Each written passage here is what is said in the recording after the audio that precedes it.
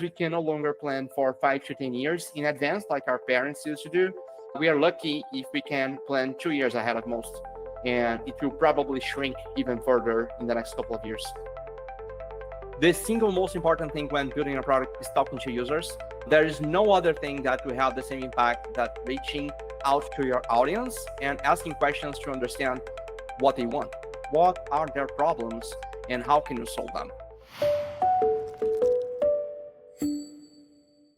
Today, we're excited to introduce Nick Venturi, a true innovator and entrepreneur. He's the founder of Esfera Studio, a leading UI UX design firm that has helped over 200 founders turn their product ideas into reality. With experience in both startups and big companies, Nick knows what it takes to build something great. That's not all, he's also behind LawDeck, an AI-powered platform that's shaking up the Brazilian legal market by making tasks like creating documents and doing research faster and easier for lawyers. And soon he's launching UxQuest, an online course designed to help designers level up their skills and succeed in the fast-paced world of UX. Nick is all about combining technology with practical solutions, and we cannot wait to dive into his journey. Hello, Nick. How's it going? Hey, Andre, doing great. How about you? Pretty good. Good sunny day. How's the weather over there? Yes, not so sunny here in Curitiba, but still enjoying the weather. Awesome. So, Nick, let's get right into it, shall we? I have some questions. I'm very anxious to our conversation here, very eager for our conversation. I'd like to begin talking a bit about your 3 startups. So, I'd like to take you back to your first one, Esfera Studio.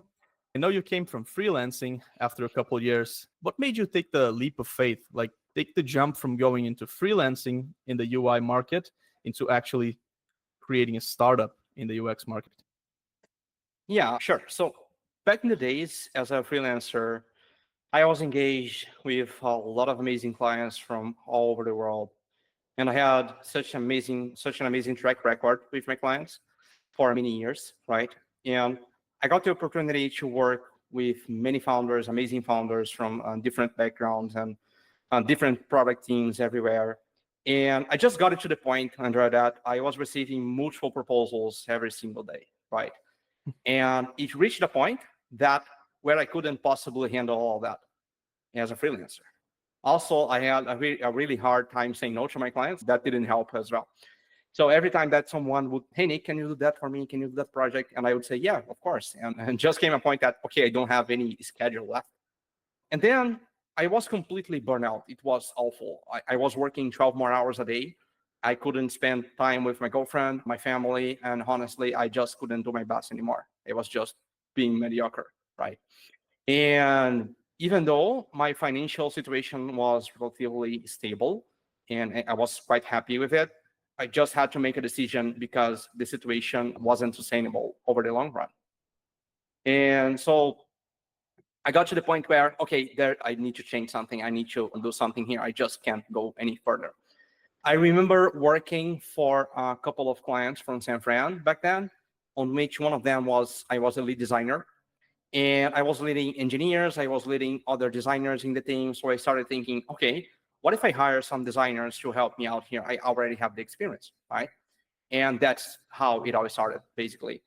Initially, I hired 2 designers just to test the waters and see how it went. And it turned out to be one of the best decisions that I have ever made, because it allowed me to learn a playbook that I could then apply and scale Esfera to what it is today, right?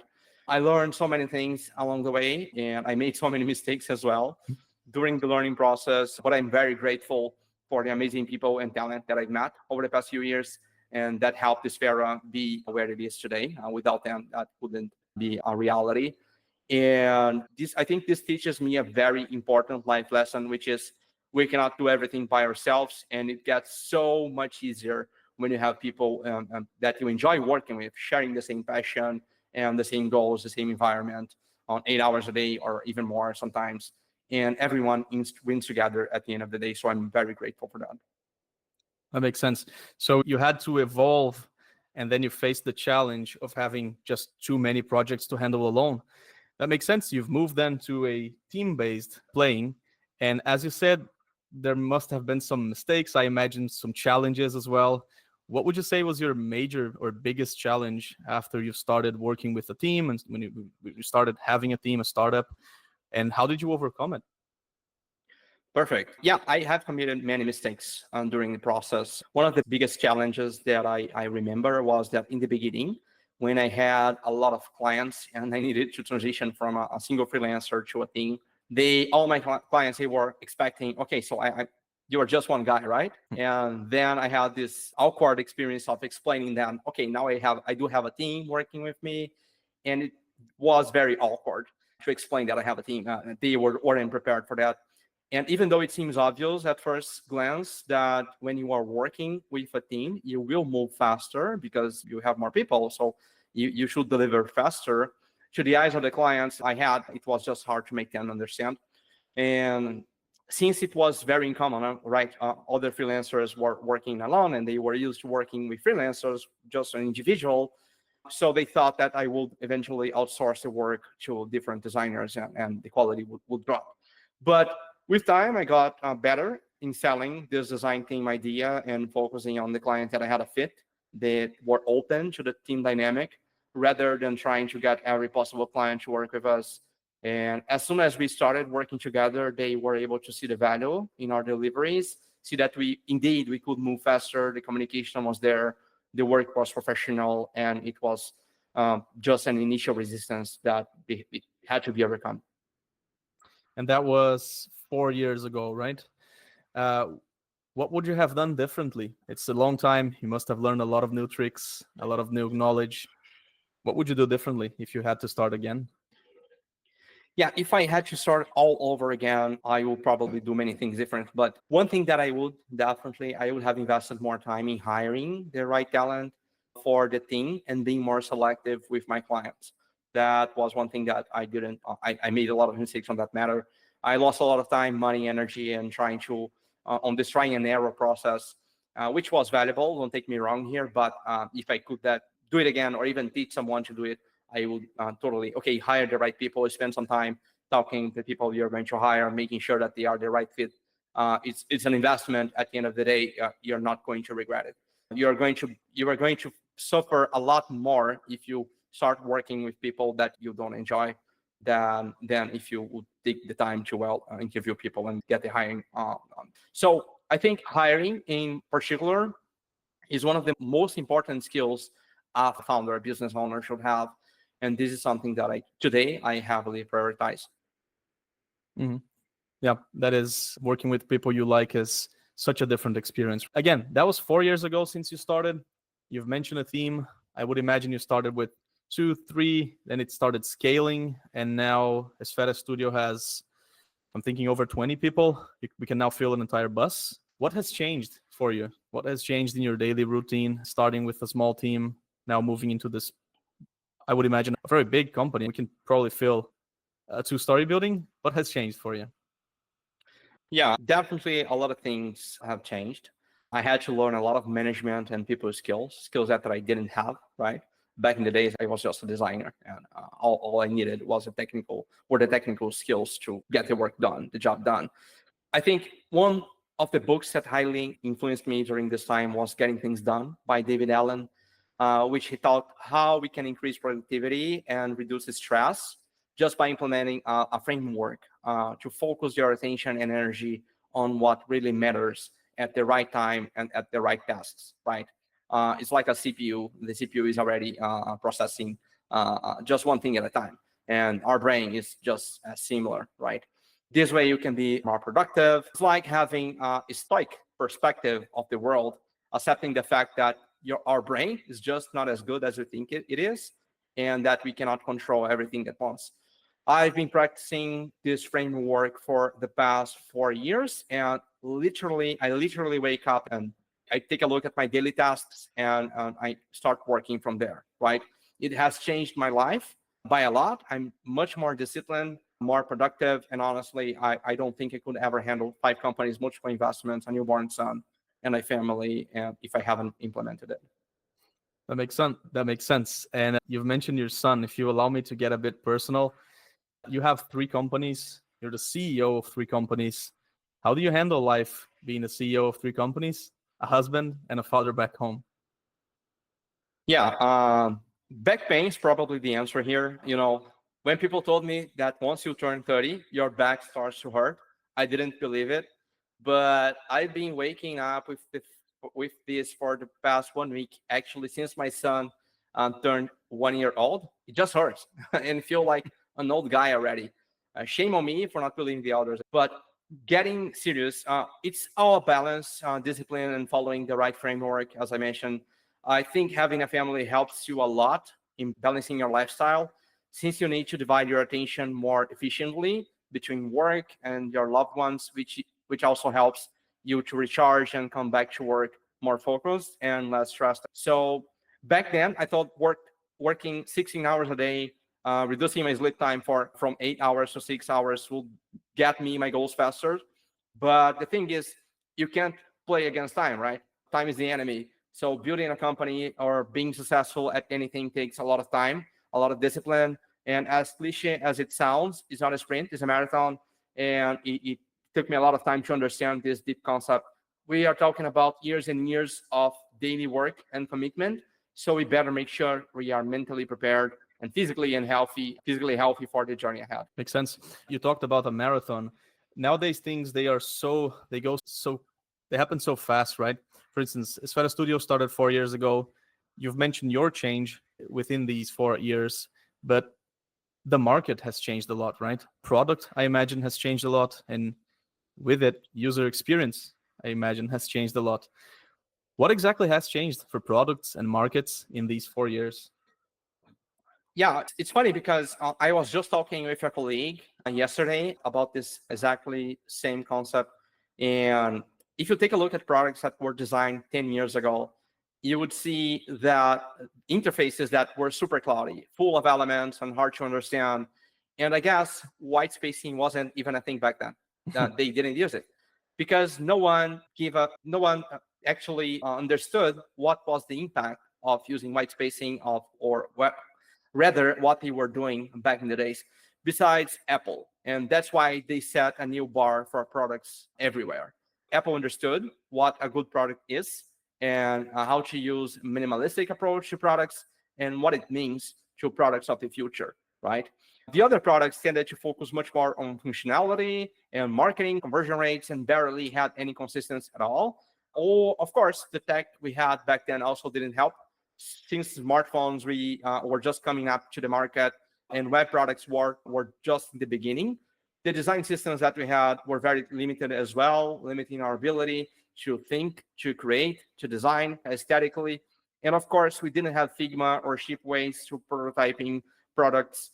And we had to rely a lot on Photoshop, text documentation, developers, and even, believe me or not, physical papers to explain behaviors and do interviews and understand the customers. And it was all like a giant Jurassic Park, honestly. It was ugly. Today, tech has evolved so much, and the overall consensus of what a product designer means to a product team has evolved from this is optional to this is a must. And without it, without a product team, we won't have a chance in the market, right? That's the common knowledge that we have today. And we as a whole community of designers are being able to be in the front lines of all the amazing products that are coming up and changing the world. With AI, and over the past 5 years, we are starting to see the transition from interfaces being over minimalistic to interfaces that don't even exist at all, which is the case of some voice products by OpenAI and Gemini, for example. As we enter this agentic era that we are entering nowadays, and it's starting to unfold, it already happened. If you go to Gemini 2.0 that was announced yesterday, you're going to see prepared for agentic era. That's the message they are passing to their audience, right? And there is no really a need for humans to interact with interfaces besides gaming, of course. So imagine that by the end of the decade, as agents take over, we will basically delegate tasks to agents through voice commands and natural language, and they will go on and execute as we watch, right? If you think about it, the only reason interfaces exist today is because we needed a way to interact with the machines. And the pretty interfaces that we have today were much more appreciated by the consumers than interacting with the prompt commander on Linux or Windows, for instance. But once agents take over the job market, this is no longer going to be the case, and that's my whole prediction. Very interesting. The markets certainly have evolved. UI potentially having to change a lot, potentially dealing with not even having to exist at all. But maybe one thing is permanent, right? Which is users will still have experiences, right? We as humans, we experience things. Talking a bit more about UX itself, Nick, we all hear about how important it is for products, but what does that look like in practice? And can you share an example where great UX made a big difference? Yeah, sure, no problem. UX in practical terms is creating a product that deeply understands the needs of its audience. It's not just about creating something beautiful or putting a lot of functionalities and throwing a lot of functionalities into the product. That's not how it works. It's like it's much more like understanding what the user likes, dislikes, what their pain points are, and how to solve them in a way that if you asked the user himself for how to solve their own problems, their own pain points, they wouldn't be able to answer. That's what a UX design guy or a team is doing, understanding that. So it's pretty much like dressing a shirt or a suit that perfectly fits the body that the person that is wearing it. And the product market fit is instantaneous. A great example of a great UX, for instance, or product is Spotify. They actually have one great documentary on Netflix about Daniel Ek, the founder, and how he solved one of the biggest pain points of the decade, which was listening to music. God, that was so painful. You are my age, right? So you probably remember that era. But it was so painful back then. If you wanted to listen to music, if you wanted to listen to anything you want in 2005, 2000s, you had to buy physical CDs or DVDs, and it just came with the current album of the band, and you had to carry around a giant CD player device, bring it to school or to college. I remember having one of those, listening to that I used to listen at school, and everything was so painful and expensive for the user. And this, of course, led to explosion on piracy in the market, like platforms like Casa, LimeWire, and Pirate Bay. They started to getting famous because it was just an easier way to listen to any music, right? Anytime you wanted and at any order you wanted. I remember having more than 2,000 songs that I downloaded for free and organized them in folders and by artists on Windows. It's like having your own manual Spotify on a computer, right? And then in the early 2010s, I just heard this app that everyone at school was using to listen to music called Spotify. And honestly, since then, I have used it every single day and never tried any competitor whatsoever because it's just a great product. For me personally, it was one of the best products that to ever be invented, solving real life problems. Its UX is amazing. You just have to open it anywhere you are from your computer, smartphone, TV, and start playing the songs you love. Any song for free. It's just amazing. It feels like magic, to be honest. The streaming tech is also plays a huge role on the product as well, because without the streaming service, without the streaming technology, you would have delay on while listening to the music, and it wouldn't be so pleasurable. So it definitely has a mark on the success of Spotify. That makes sense. You've mentioned piracy being a big problem in the early 2000s. We've all lived through it. I remember one of the phrases. Gabe Newell, the founder of Steam, has this clear vision that piracy is not a criminal issue. It's an issue of lack of quality service, right? Into providing what the users want for an adequate price, right? And that's the whole philosophy. That's why Steam is such a big platform nowadays, right? Steam is a particularly interesting one as well. I tend to think that Steam is a very beautiful product, and it allows us to do everything that we want. Got me thinking about, we see products that look pretty, but they don't quite work, and products that don't look so pretty, but they work really well. What's that balance like? How do we make sure that balance is correct? Yeah, that one is a classic. I've worked on so many products over the years, and I work on products that just had it all, right? They had it all. They had all the functionalities that you can imagine. It was there. Functionalities that didn't even make sense to the product itself, but it was there because the clients asked for it, and the founders, without any kind of product team or filtering, they just put it there.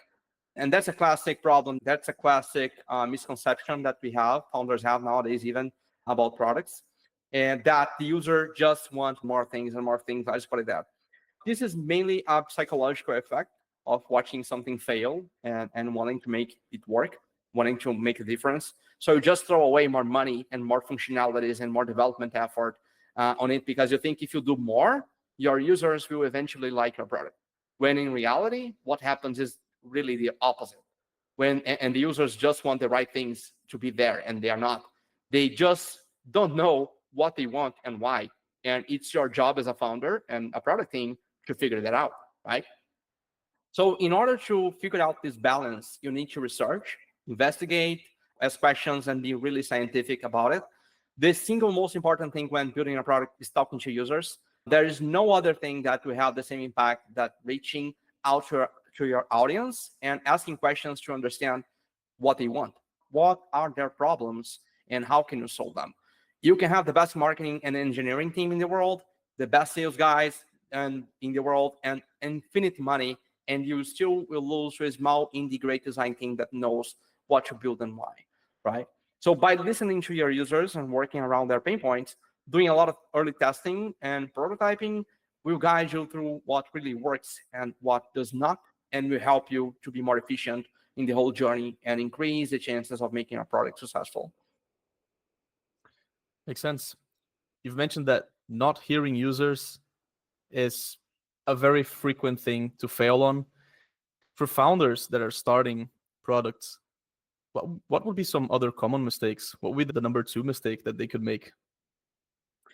Sure. Besides not talking to users, I think the second one is not understanding the difference between developers and designers. Many founders still open job offerings hiring UX engineers, hoping for a guy that will design and also implement the product in the hope of cutting down costs, not understanding that this position is not even a thing anymore. And by the end of the day, it will be much more expensive in the long run when you have to return to the drawing board and start redesigning your product because you have built what you have built just didn't quite work with the market, right? Nowadays, every role within a product team is very distinct and specific. And I think the first member of a new product team or startup should be definitely a product designer, without a question. And still, we see inexperienced founders underestimate the role and pay the price on the line. So, Nick, your entrepreneurial journey has taken you across multiple industries, from product design to now AI. What personal or professional knowledge has changed? And what has stayed the same? Yeah, I think that the core principles are still here. For example, having a purpose, having discipline, going for what you want in life, and not accepting mediocrity. These values and other are philosophies that are deeply embedded in my life, and I don't see them going away ever.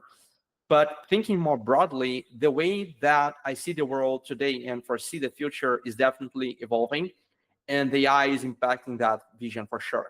For example, I see a lot of young people starting out in college and on skills that they will probably never put into practice. Many of them that will be automated by AI or AGI at the end of the day, at the end of the decade, right? And this shows to me that the world is not really paying attention to what is coming. We grew up being used to hearing that if you want to make 6 figures a year, just learn to code, just get into tech. But now this is no longer the truth. In fact, coding and other white-collar jobs are at high risk of being one of the first to be replaced. And it's weird because before transitioning to product, I was actually fully focused on studying computer science and AI and becoming a developer. So I guess we can no longer plan for 5 to 10 years in advance like our parents used to do. We are lucky if we can plan 2 years ahead of most. And it will probably shrink even further in the next couple of years. That makes sense. Nick, how do you scale and coordinate your teams? We've talked about how Esfera grew up, but now you're in different companies, different markets, and you have, I imagine, a very large team across all the companies. How does that work? Yeah, honestly, I think it's the same. It didn't change a lot from company to company. By the time you scale to start building team, for example, you should have a proper leadership in place of people you can trust, that you can delegate part of your responsibilities and allow the company to scale healthily, right? So at the end of the day, you are still managing just a small group of talented people, I heard that in the military, they have a rule for team sizing. Like, for example, on a structure that goes like a fire team should just go up to 6 members and one lead. A squad should just have 14 members and a couple of leaders. And a platoon, on average, 30 members, one big leader and multiple other leaders in their team, right? And I believe this structure that has worked over the I don't know, multiple centuries allows the leadership to be properly distributed in a way that you can scale without putting too much responsibility into one single leader and avoid sacrificing quality of attention in leadership. So I pretty much try to apply that to my companies, and it has been working great so far. Interesting. Even with larger teams and good leaders, I imagine that you, and I think that's a common thing, and other founders, for instance, you have to wear multiple different hats in different occasions. I don't know, strategist, again, back to designer, marketer. How do you balance that? And is there any particular role that you feel more comfortable in wearing the hat? Yeah, this is true. I think that this is a burden that any founder will carry forever. Actually, especially in the beginning, we need to be the jack of all trades in order to move things forward. This is important because when you're starting a new company, you either don't have money to hire the right people, or you don't know whom to hire, right? So you use yourself as the frontliner to test the waters and validate the role you want to hire for. And of course, by doing that, you also learn a lot of skills along the way, which is great. Balancing the roles isn't as difficult as it seems, as long as you understand and accept that you are not supposed to be the best at everything that you are doing. There are certainly a lot of talents that are smarter and more capable than you are for a given role, and it's your job to find and hire them. By accepting this fact, you're not going to suffer. You alleviate a lot of pressure you have on your shoulders to perform, which helps a lot. I personally like the role of leading people and allowing them to perform to do their best. There are so many great people and talent in this role, and sometimes they just don't believe in themselves enough. Until someone steps in and say, hey, you are doing great. You are amazing. I really believe in you. And I think this builds a lot of trust and confidence in the team and make them really perform and be productive. And they learn how to be loyal to the company's mission as well. That's really transformative. So having the ability to see the potential in other people and activating that is a role that I'm enjoying a lot at the current moment. Very nice. Nick, Esfera focuses mostly on North American clients, with having achieved a very good success at it, while your second startup, LawDeck, focuses on the Brazilian market and, well, lawyers and the judicial system. What differences do you feel, and what lessons are you taking from operating in all these very different markets? Yeah, this is a great question. It's like comparing a lemon to a watermelon, I guess. They are both fruits, but built differently. Esfera is a design service agency, and our primary product is a talent and design expertise. While LawDeck is a SaaS startup, and our primary offering is a product subscription service. Besides hiring, I would say that everything is quite different. When you are offering a service, there are a lot of things that you need to put in place to train and nurture the talent that you have hired, making sure that they are in their best shape to perform and deliver results to our clients. There are lots and lots of conversations and social aspects that we have to build and nurture, which has a very positive side, which is you really get the chance to connect with people and create great experiences and friendships along the way within the company. Everyone that works at Esfera today absolutely loves the team environment that we have built, the culture that we have created together, and wouldn't trade it for anything else. With LawDeck, our approach is more scientific, observing metrics, user behavior, and trying to connect solutions to observed pain points. Marketing is also more scientific, since our distribution method isn't sales, as it is the case with Esfera, right? But in the end, I really enjoy working on both companies and its differences. And I'm learning a lot of things and applying the insights that I got from one to the other one, and vice versa in experience. That makes sense. Nick, I'm in a very good position now to ask a question to you that I think many designers would like to ask, and a lot of people interested in AI as well would. So you have, on one hand, Esfera, which is a UX design company. And then you have LawDeck, which is bringing AI into the market for lawyers. How exactly does UX interact with AI? How does that work? Awesome. Yeah, as we talked on another question, as AI rises, UX is evolving, and we are seeing the products of this era growing along. The interfaces are shifting from offering multiple actions and putting all the control and decision making into the hands of the user to having AI taking care of the actions and interactions themselves, while the user becomes more like a project manager per se, right? The AI-powered platforms we have today are slowly becoming junior employees and will eventually take senior positions in the future. And I think this will replace millions of people in the economy. UX, of course, in general, will need to focus on that transformation, allowing users to see themselves as managers instead of frontline performers. And the obvious impact on interfaces is the fact that they are becoming more and more minimalistic, right? We are seeing that on lots of products that we are building at Esfera right now. And we are also seeing that on frontline products like OpenAI, Gemini, and Apple products. They have always been minimalistic whatsoever, to the point where nowadays we have interfaces with just one action, one text input action, like ChatGPT. When you are going to talk with ChatGPT, you just have a text prompt, and you have to enter the prompt and talk on natural language with the model, right? We are also seeing interfaces that are just voice inputs with no interface whatsoever. You just have one button to click and activate the voice model and start talking, right?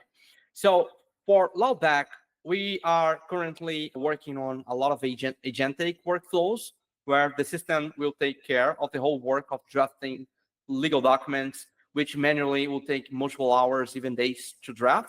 And now lawyers can literally do that in a couple of seconds.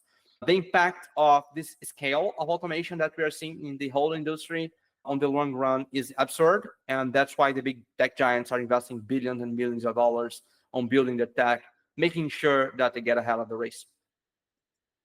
True. One of the things you said, Nick, brought me this vision that on the rise of AI, a lot of people have a very negative and almost like a fear response to what might happen. Couple questions on that. Do you believe we will reach artificial superintelligence in our lifetimes? And I know it's mostly speculation at this point. What do you think society would look like? Yeah, great question. I think it's 50-50, although I tend to be more optimistic about it. I really like AI. I really enjoy the times that we are living currently. I think AI will propose the opportunity for many new inventions, technological breakthroughs, science discoveries, pushing humanity forward faster and faster, while solving many of the underlying problems that our society have today, like extreme poverty, hunger, and ignorance, for instance. And despite this optimism, I also tend to believe that humans' nature doesn't change as fast as technology, and we still have primal behaviors that are chaotic and egoistic, which motivates crimes, political instability, and eventually warfare. So I wonder what role humanity will play out in an AGI society where we have abundance, superintelligence, and others. And I tend to believe that humans will be seen by AIs as dogs are seen by us. And unless we maybe merge with them so we don't get left behind, that will only be the way, that will be the only way to evolve, honestly. But in my opinion, I don't think people are prepared for what is coming, and they will probably are going to be the ones that are going to suffer the most with that. That's a strong vision. Moving on to a different field, OpenAI's CEO Sam Altman said that he sees a future where a one-person company worth more than $1 billion is possible. What's your take on this? Yeah, I think that's a fascinating thought. I 100% agree. I remember back in my teenage years playing video game online, MMORPG with my friends, and I used to play a game called Tibia. It's like a very old game from the 90s, but people still play it until today. It's 30 years of gaming.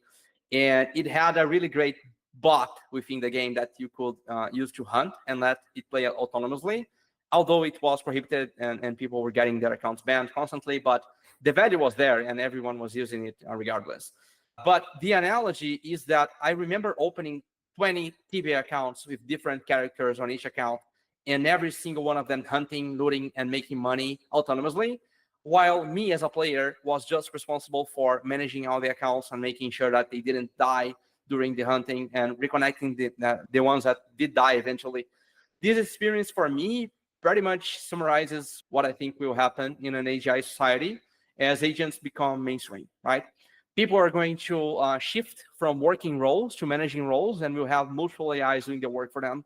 Of course, this proposes another imbalance, which is rich people and institutions will have access to even better AIs and make even more money with it. But the fact is that this is already happening today, right? Take, for example, hedge funds and financial institutions. They all use algo trading to automatically make trades, manipulate the market, and make money. Although it seems like a big shift, I think it will rather be a smooth and positive transition, since the entry barrier and the access to these kinds of technologies and autonomous softwares are going to be much cheaper. But what I think is even more interesting is seeing AIs manages other AIs and seeing a really autonomous economy surging. AIs that have their own money and decision-making power and live independently from the roles of human beings. That future looks both amazing and scary at the same time. And as I said, I don't really see an alternative for humans besides merging in order to survive. I actually do have a frame picture created with Midjourney here, and that tries to highlight this future interaction between AIs and humans, in which AI becomes the apex society, apex species rather, and we just have to adapt to that new environment. But as scary as it seems, it has been the main motivator for human nature since the beginning, thousands and thousands of years ago. So it all comes back to survival of the strongest, or rather survival of the fittest, or more adaptable, and I'm totally okay with it. Very interesting. Nick, I would like to propose going for some rapid fire questions where I will basically throw you a very simple and direct question and get your most honest opinion on it or answer. Are you down for it? Yeah, sure. Let's go. Awesome. Start with a good one. What's your favorite product? Yeah, that's a good one. Airbnb and Spotify. Mostly Airbnb nowadays, but Spotify is in my heart. Your favorite founder? Elon Musk. A product you hate? Definitely Microsoft Teams. The biggest failure, UX failure that you have ever seen? You gotta be Google Glass. Oh, wow. A book or research that every founder should read? Getting Things Done by David Allen. Makes sense. The one startup myth you wish people or more people knew wasn't true? That the product needs to be perfect before going to the market. I think as a founder, you just have to launch anything that you have as fast as you can and start collecting data and iterating from that. Iteration. That's very interesting. Nick, let's go down to our final question. And thank you very much for accepting the opportunity to be here with us. Last question for you would be, what is the meaning of building a product? I think, in my opinion, it's having the opportunity to have impact in the real world and really make a difference. There are so many untapped problems that people don't know or don't dare to solve, like sending people to Mars, creating AGI, curing cancer. These are all problems that are really difficult, but at the same time, really rewarding to solve if solved. On top of that, I think being able to choose what problem you want to solve, despite hopes for return of investment, is an awesome and fulfilling mission that every founder should aspire to have. Inspiring. Nick, once again, thank you very much for accepting the opportunity. I wish you have a great rest of your day, and I'll see you soon. Likewise, thank you so much.